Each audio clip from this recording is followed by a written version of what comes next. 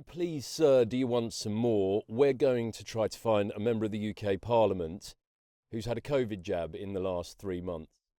These injections are still going into people's arms. It is still the official position of the NHS that certain people should take them. But that enthusiasm that we saw from politicians early on in these mRNA injection rollouts back in late 2020, early 2021, when they were posting videos of themselves online, getting them, when they were exhorting the rest of us to do the same and sort of implying that those of us who chose not to were morally deficient in some way, that public enthusiasm seems to have waned somewhat.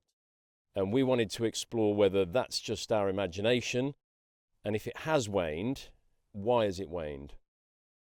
Now, this is a letter sent by NHS England to various public health officials around the country, citing JCVI, the Joint Committee on Vaccination and Immunisation Guidance.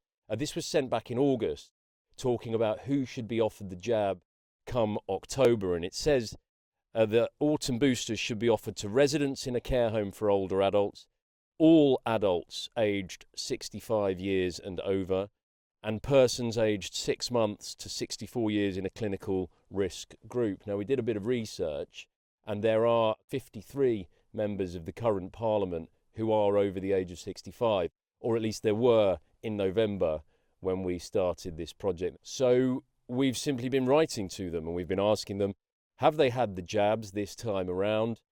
Would they endorse these products publicly like politicians were so fond of doing back in those early days? And would they encourage their family, friends and constituents to do the same? Now, we're not going to go through all 53 here because it'd take too long. So we've split them up into batches of 5. For this episode, your 5 over 65, Afzal Khan. He's the Member of Parliament for Manchester Rusholme. I am Muslim. Here he is in February 2021 participating in a video to try to persuade South Asian people to get the jab. Apparently there was a higher degree of vaccine hesitancy amongst that ethnic group than there was amongst the general population. So Afzal Khan, some of his fellow South Asian MPs, they got together. They thought it'd be a good idea to make this video and try to patronise the South Asian community into getting these jabs. I'm South Asian, you're South Asian, why don't you get the jabs? They've worked for me. My wife has had the vaccine. Whether that had any effect or not on the uptake amongst South Asian people, I don't know. This film had 30 views on YouTube, so by the looks of things, the South Asian community was about as impressed with it as I was. Get the COVID-19 vaccine. The ayes to the right, 441. The noes to the left, 41. Afzal Khan, though, also voted with the Conservative government in the Vaccine Pass Bill in December 2021. That was a controversial bill Boris Johnson was trying to get through that would require people to show proof of vaccination status or a recent negative test in order to get into certain venues. It was very controversial at the time. There was a big Conservative rebellion.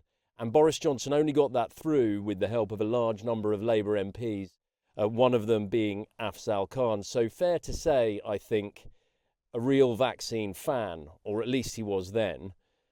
Fair to say the same about Clive Efford, the MP for Eltham. I think here he is in May 2021, posting on his website, having his second AstraZeneca jab. Here's what he had to say at the time about people who get offered the jabs and whether they should come forward and get them. Painless. So if you get a call, make sure you make your appointment and get your vaccination, because the more of us that are protected, the more we're all protected. So do accept the invitation when you're asked to go for your vaccination. He's a Labour MP. He also voted with the Johnson government on that vaccine pass bill. Barry Gardner, also over the age of 65. If you watch a lot of GB News, you'll probably know him. He's on there all the time. He abstained in the vaccine pass vote.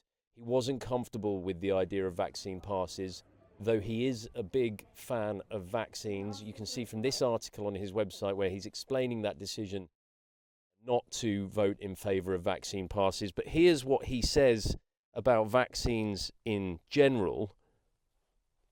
I believe it is important that everyone who is offered a vaccination should take it for their own sake and for the sake of their wider community. Bob Blackman, who is the only Conservative on our list this week, he was very vocal against the idea of vaccine passes, to his credit, but he was very pro-vaccines in general, as you can see here from his Twitter feed. And last but not least, Andy MacDonald, the Labour MP for Middlesbrough. We haven't really been able to find anything that he said publicly about vaccines, but he did vote in favour, along with the Conservatives, the Conservative government. He did vote in favour of the vaccine passes in December 2021. So those are the 5 over the age of 65 for this first episode. This is the letter that we wrote them on the 26th of November. We are independent journalists. We are trying to determine how many members of the House of Commons who are aged 65 and over and therefore entitled to a COVID-19 vaccination in the autumn of 2024 have taken up the offer. If you are willing to take part in our survey, please answer the following questions by return. Have you taken a COVID-19 vaccination booster shot this autumn, i.e. following the rollout of the autumn vaccination campaign that began on 3rd of October 2024? Are you willing to state publicly that you have done so and endorse the vaccination campaign? Are you willing to recommend to your family, members of the public and constituents that they take up the offer? Are there any other remarks you would like to make? Please reply no later than end of day on Tuesday 10th of December 2024 if you would like your data to be included in our survey. Kind regards, etc., etc. We gave them 2 weeks to reply. They've actually had much longer than that because it's taken us a while to get round to doing this edit. But what we can tell you today is that not one single one of those 5 men has replied. They haven't said that they have had the jab. They haven't said that they haven't. Now, you can read into that whatever you like. I know what I probably read into it, but it would all be speculation. What we can say for certain is that, particularly in the cases of 4 of these people who were very, very enthusiastic publicly about these products, once upon a time, when offered the chance to be so again, they'd rather not comment. And that's all we can really say. There's been a change. We don't know why. Now, if you are constituents of any of these 5 MPs, you could write to them and you could ask them the same questions I have, and they would find it much more difficult to ignore you than they have to ignore me. If you do that and you get anywhere, you get a response out of any of them, please do let us know on contact@huntandgather.tv, and we'll include it in a future episode of this series.